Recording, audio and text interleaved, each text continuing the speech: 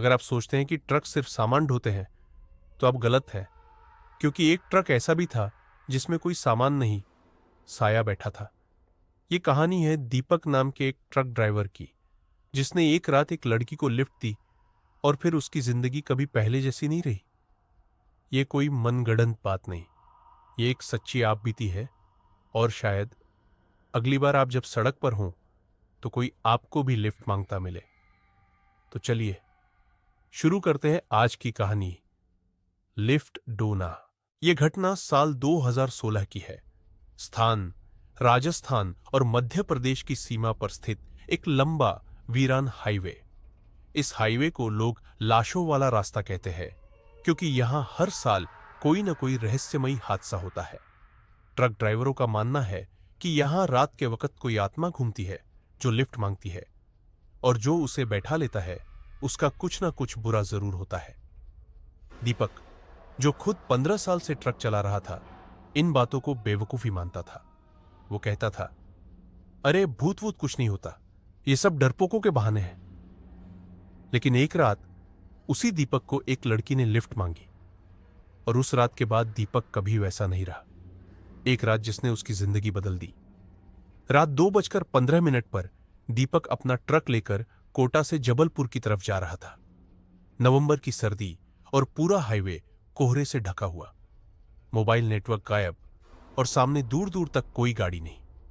जैसे ही वह घाटी मोड़ नाम की जगह के पास पहुंचा, ट्रक की हेडलाइट में उसे एक लड़की दिखाई दी। सफेद कपड़े, खुले बाल और नंगे पांव। वो बीच सड़क पर खड़ी थी, हाथ हिलाकर लिफ्ट मांग रही थी।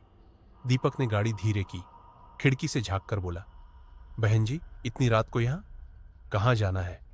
लड़की बोली, थोड़ा आगे छोड़ देना, बस 2 किलोमीटर।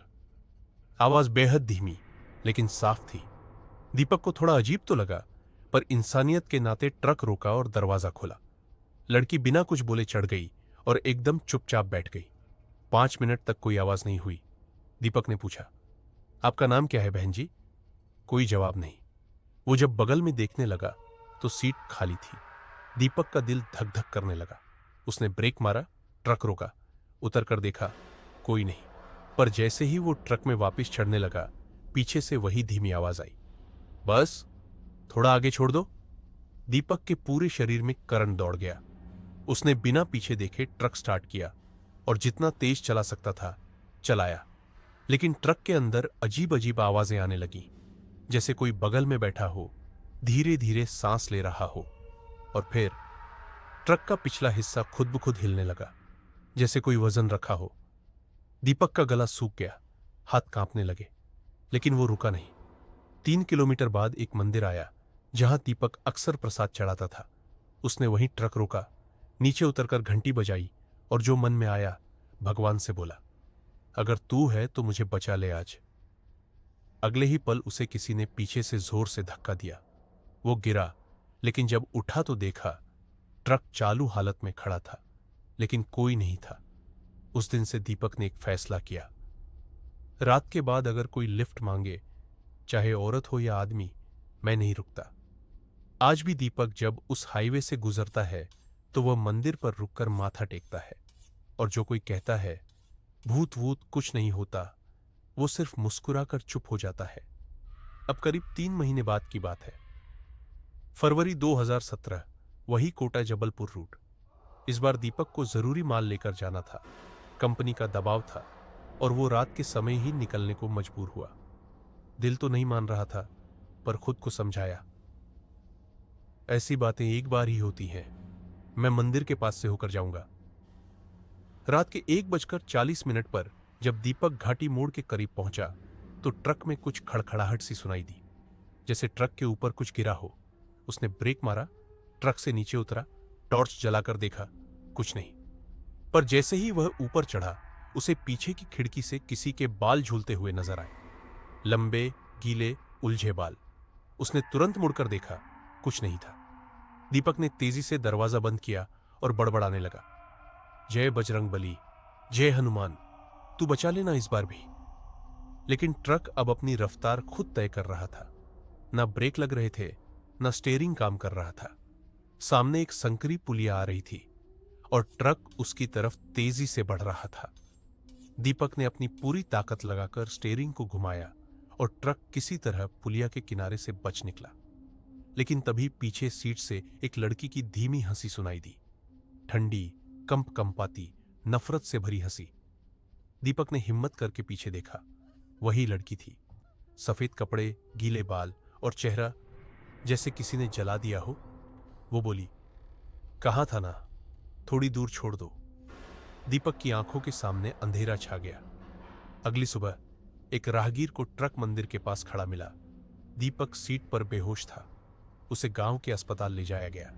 जब होश आया तो उसकी आंखों में सिर्फ एक ही डर था, वो फिर आएगी।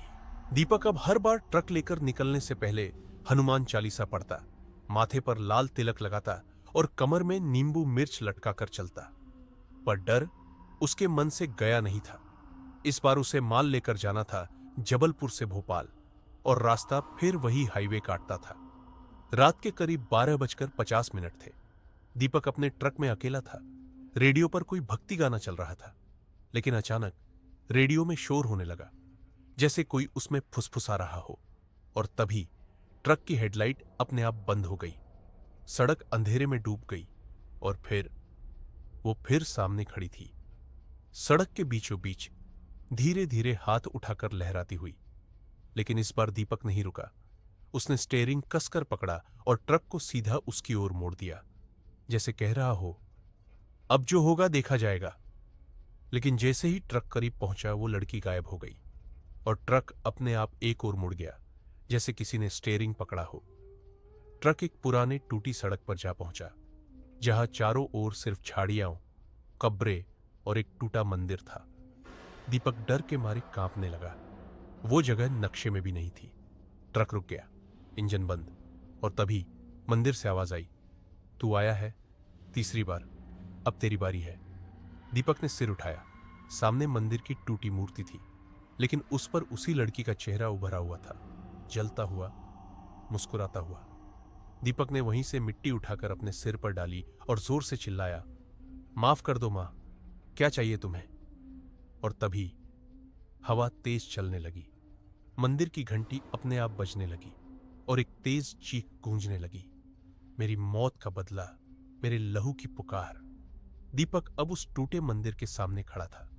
हवा में तेज झोंका, मंदिर की घंटी बज रही थी और वो चेहरा, वही लड़की, मंदिर की दीवार पर उभरता और गायब होता जा रहा था। अचानक दीपक की आंखों के सामने अंधेरा छाया और उसके कानों में किसी के रोने की आवाज गूंजने लगी, धीमी, टूटी हुई सिसकियां, जैसे किसी की आत्मा अब भी रो रही हो। तभी मंदिर की दीवार खुद ब खुद हिलने लगी और उस पर लिखा उभर आया, रमा 2012 लिफ्ट लेने निकली थी, पर मंजिल तक पहुंची नहीं। दीपक को लगा जैसे उसके पैर जड़ हो गए हों। उसने खुद से पूछा, रमा? कौन थी ये रमा? तभी एक बूढ़ा बाबा मंदिर के पीछे से प्रकट हुआ, चेहरे पर झुर्रियां, आंखों में अनुभव और होठों पर शांति। बाबा बोले, तू चौथा ड्राइवर है जो इस रास्ते से बचकर लौटा है, पर अब बचना नहीं, समझना जरूरी है। दीपक कांपते स्वर में बोला, बाबा, कौन थी ये? क्यों मेरे पीछे पड़ी है? बाबा ने पास बैठते हुए कहा, साल 2012 में एक लड़की रमा नाम की भोपाल से कोटा अपने घर लौट रही थी। एक ट्रक वाले ने उसे लिफ्ट दी, पर वो घर नहीं पहुंची। वो दरिंदा था। उसने रमा की इज्जत लूटी, फिर उसकी हत्या करके यहीं इस मंदिर के पास फेंक दिया, और तब से उसकी आत्मा इसी रास्ते पर भटक रही है। दीपक के आंखों से आंसू निकल पड़े। उसे याद आया, वो जगह, वो मोड़ और वो 2 किलोमीटर, शायद वो हर ड्राइवर को इंसाफ की पुकार में घसीटती है। बाबा बोले, तेरे अंदर डर नहीं, पश्चाताप है, इसीलिए तू जिंदा है। जा, उसकी अधूरी यात्रा पूरी कर, उसे मंजिल तक पहुंचा दे, तभी मुक्ति मिलेगी। दीपक अब थर थर कांपते हुए ट्रक में वापस बैठा। पीछे वाली सीट पर एक बार फिर वही लड़की दिखाई दी, पर अब उसका चेहरा शांत था। दीपक ने धीमे से कहा, मैं ले चलता हूं बहन, बस 2 किलोमीटर। और ट्रक चल पड़ा। इस बार ना ब्रेक फेल हुआ, ना हेडलाइट बंद, सब कुछ शांत और साफ। 2 किलोमीटर बाद एक पुरानी सी ढहती हवेली के पास ट्रक रुका। लड़की मुस्कुराई, दरवाजा खुला और धीरे धीरे हवा में विलीन हो गई। और उसी पल ट्रक के रेडियो पर भजन चल पड़ा। शांत हुआ मन, मुक्ति मिली। लेकिन क्या यह अंत था, या क्या आत्मा पूरी तरह मुक्त हुई? दीपक को अब भी कभी कभी नींद में वही सिसकियां सुनाई देती हैं। दीपक अब वापस अपने शहर लौट आया था। मंदिर, आत्मा, ट्रक और बाबा सब एक बुरे सपने की तरह बीत चुका था, पर डर अब उसकी छाया बन चुका था। हर रात जब दीपक सोता तो उसे एक ही सपना आता, एक कुआं जिसकी गहराई में कोई उसे घूर रहा है और कह रहा है, मैं पूरी तरह गई नहीं, मेरा आधा शरीर अब भी तुम्हारे ट्रक में है। और फिर एक झटका, दीपक की आंखें फट जाती, दिल धड़कता और पसीने से लथपथ। अब से 1 हफ्ता बाद दीपक को फिर वही रूट दिया गया, कोटा से जबलपुर। लेकिन इस बार नया ट्रक था। वो बहुत डरा हुआ था, पर मजबूरी में निकल पड़ा। रात के ठीक 2:02 पर ट्रक में रेडियो अपने आप चालू हो गया और फिर वही सिसकियों वाली आवाज, मैं अधूरी थी, तूने मुझे पूरा नहीं किया। दीपक ने ट्रक रोक दिया, बाहर निकला। चारों तरफ अंधेरा, सन्नाटा। अचानक ट्रक की बेकसिट खुल गई और उससे कुछ भारी गिरने की आवाज आई। दीपक दौड़ा, पीछे जाकर देखा तो एक जली हुई हड्डियों से भरी गठरी पड़ी थी और उसके ऊपर रखा था रमा का टूटा हुआ चप्पल। दीपक की चीख निकल गई, पर तभी उसकी आंखों के सामने एक तेज रोशनी चमकी और सामने वही बाबा खड़े थे, पर इस बार उनके चेहरे पर मुस्कान नहीं, डर था।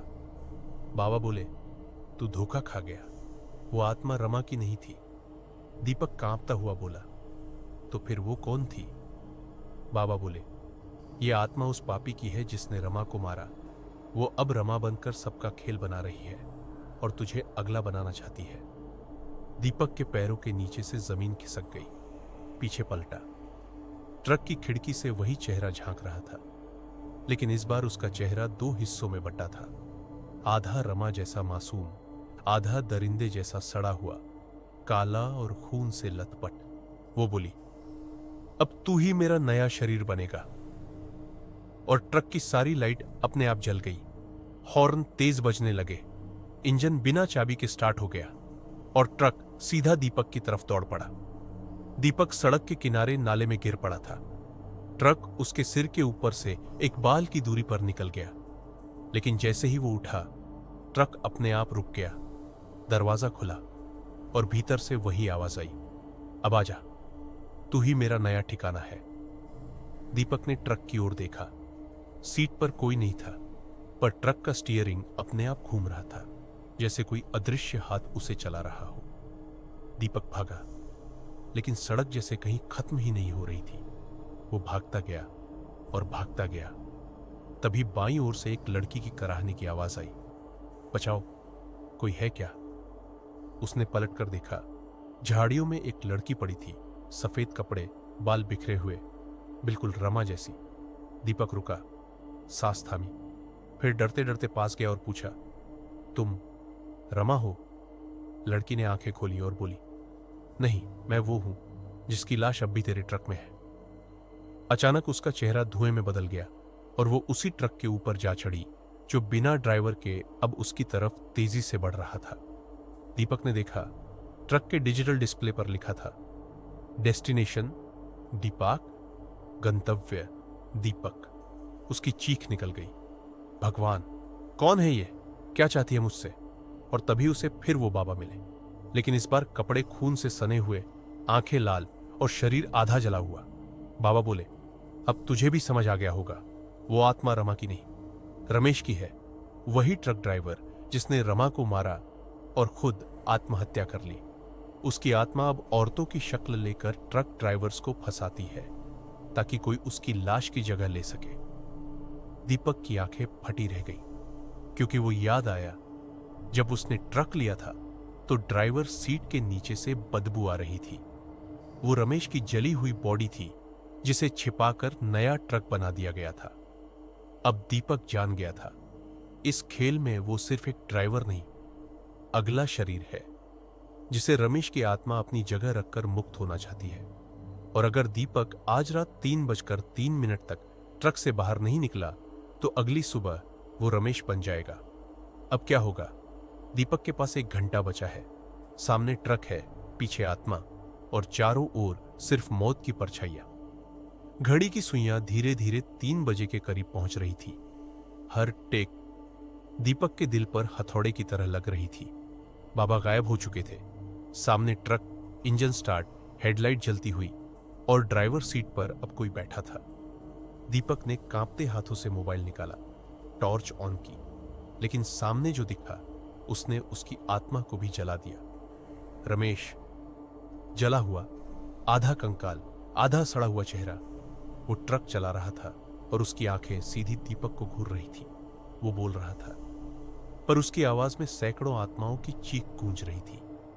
अब तेरी बारी है दीपक, तू मेरी जगह लेगा, मैं मुक्त होऊंगा। ट्रक एकदम से तेजी से पीछे गया और फिर सीधा दीपक की ओर दौड़ा। दीपक ने पूरी ताकत से दौड़ लगाई, जैसे जान की भीख मांग रहा हो। पर तभी एक मोड़ पर सड़क खत्म हो गई। सामने 20 फीट गहरा खड्ड और पीछे रमेश का ट्रक। अब ट्रक नहीं, बल्कि एक चलता फिरता श्मशान बन चुका था। दीपक ने आंखें बंद कर ली, पर तभी उसके कानों में एक मासूम आवाज गूंजी, भैया, मेरी अधूरी कहानी पूरी करो ना। दीपक ने आंखें खोली। उसके ठीक बाएं एक छोटा बच्चा खड़ा था, बिल्कुल वही बच्चा जो एक बार उसे ट्रक में बैठा था और अचानक गायब हो गया था। बच्चे की आंखें आंसुओं से भरी थी। मेरी मम्मी को मार दिया था रमेश ने, अब वो भी ट्रक में कैद है, सिर्फ तुम बचा सकते हो। दीपक ने पूछा, कैसे?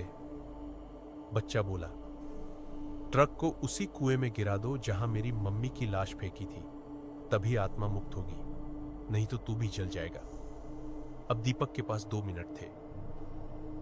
वो दौड़कर एक बाइक पर चढ़ा जो वही टूटी पड़ी थी। सिलेंडर लीक हो रहा था, लेकिन इंजन चालू था। बाइक दौड़ाई और ट्रक को खींचते हुए उसी कुएं की तरफ ले गया जहां रमेश ने रमा को मारा था। जैसे ही ट्रक कुएं के पास पहुंचा, दीपक ने बाइक से छलांग लगाई और ट्रक सीधा कुएं में जा गिरा। एक जोरदार धमाका, आग की लपटें और आत्माओं की भयानक चीखें। पूरा कुआं आग का दरिया बन गया। 3 दिन बाद दीपक एक सरकारी अस्पताल में होश में आया, बुरी तरह घायल लेकिन जिंदा। और ट्रक, उसकी कोई निशानी नहीं मिली, ना लोहे का टुकड़ा, ना नंबर प्लेट। बस कुएं के पास एक बोर्ड लगा मिला जिस पर लिखा था, जो अधूरी आत्माओं से खेलता है उसका नाम पत्थर पर नहीं, आग पर लिखा जाता है। घटना के 2 महीने बाद दीपक अब ट्रक नहीं चलाता था। वो एक प्राइवेट कंपनी में लोडिंग सुपरवाइजर बन गया था। पर एक रात ऑफिस के बाहर उसे एक ट्रक खड़ा दिखा, पुराना, जंग लगा और नंबर प्लेट पर कुछ लिखा ही नहीं था। लेकिन जैसे ही उसने नजदीक जाकर देखा, धूल साफ करते ही उभरे शब्द MH 153X0666। और ठीक उसी वक्त उसके मोबाइल में एक अज्ञात नंबर से कॉल आया। दीपक ने रिसीव किया। क्या तुम मेरी जगह लोगे? आवाज रमेश की थी। दीपक के पसीने छूट गए। उसने ट्रक से दूर जाने की कोशिश की, लेकिन ट्रक का दरवाजा अपने आप खुल गया और अंदर बैठी थी रमा। पर इस बार उसका चेहरा आधा इंसानी, आधा राख जैसा था। उसने धीरे से कहा, मुझे न्याय चाहिए। मुझे जलाया गया, मार डाला गया। मेरी आत्मा अब रमेश की रूह से जुड़ चुकी है। मैं ना आगे बढ़ सकती हूं, न पीछे हट सकती हूं। दीपक कांपते हुए बोला, मैं क्या करूं? रमा ने जवाब दिया, उस जगह जाओ जहां रमेश की आत्मा को बांध रखा गया है। छरपुर का वो पेड़ जहां वो तंत्र साधक जादू करता था, वहीं उसे जलाना होगा, तंत्र मंत्र को तोड़कर, वरना हर ट्रक चलाने वाला तेरी तरह शिकार बनेगा। अब दीपक निकल चुका है छरपुर, मध्य प्रदेश की उस वीरान घाटी की ओर, जहां रात को कोई परिंदा तक पर नहीं मारता। साथ है एक पुराना लाल रिबन जो बाबा ने दिया था आत्माओं से बचने के लिए। और उस ट्रक में पीछे रमा की अधूरी आत्मा धीरे धीरे राख में बदलती जा रही है। दीपक छरपुर पहुंचा। चारों तरफ घना जंगल और बीचों बीच एक सूखा हुआ पीपल का पेड़, जिसकी शाखाओं से राख झर रही थी, जैसे कोई आत्मा रोज जलती हो। दीपक ने रमा के बताए अनुसार पेड़ के नीचे खुदाई की। और पाया एक पुराना घड़ा, उसमें भरा था राख, बाल और खून मिला हुआ सिंदूर। और तभी पेड़ हिलने लगा, जमीन कांपने लगी और सामने प्रकट हुआ तांत्रिक रमकदास, जिसने रमेश की आत्मा को तंत्र साधना से बांध रखा था ताकि वो हर ट्रक ड्राइवर के रूप में पुनर्जन्म ले सके और मरते हुए उसकी साधना पूरी करे। रमकदास चीखा, रमेश मेरा शिष्य है, उसकी आत्मा को छेड़ना मतलब मौत बुलाना। दीपक ने बाबा के दिए रक्षा सूत्र को जलाया और जैसे ही उसकी लपट घड़े को छुई, घड़े से निकलकर रमेश की आत्मा भयानक धुएं में बदल गई। रमा की आत्मा ट्रक से निकलकर वहां आ गई। धीरे से दीपक से कहा, बस एक बात याद रखना, जब भी कोई ट्रक खाली चल रहा हो समझ जाना वो किसी को लेने नहीं, ले जाने आया है। और अगली ही पल एक जोरदार विस्फोट हुआ, पेड़ चिथड़े चिथड़े हो गया। रमेश और रमकदास की आत्माएं चीखती हुई राख बन गई। रमा मुस्कुराई और रोशनी में विलीन हो गई। दीपक अब एक सामान्य जीवन जीता है, पर जब भी किसी सुनसान सड़क पर रात के 3 बजे कोई ट्रक अकेला गुजरता है, लोग कहते हैं उसमें कोई इंसान नहीं, आत्मा होती है और उसके पीछे लिखा होता है लिफ्ट डोना। अगर आप इस कहानी को सुन रहे हैं तो अगली बार ट्रक में बैठने से पहले पीछे जरूर देख लेना, कहीं कोई बैठा ना हो जो तुम्हारा इंतजार कर रहा हो। तो दोस्तों, ये थी एक सच्ची आप बीती, एक ट्रक ड्राइवर, एक अधूरी आत्मा और एक ऐसा ट्रक जो अब भी रात के अंधेरे में घूमता है। अगली बार अगर कोई लड़की लिफ्ट मांगे तो एक बार पीछे जरूर देखना, कहीं वो सिर्फ लड़की ना हो। अगर आपको ये कहानी पसंद आई हो तो वीडियो को लाइक करें, अपने डरपोक दोस्तों के साथ शेयर करें और ऐसे ही डरावनी सच्ची कहानियों के लिए चैनल को सब्सक्राइब करना मत भूलना। मैं मिलता हूं आपको अगली खौफनाक रात में एक और सच्ची डर की दास्तान लेकर। तब तक नींद आए तो बताना।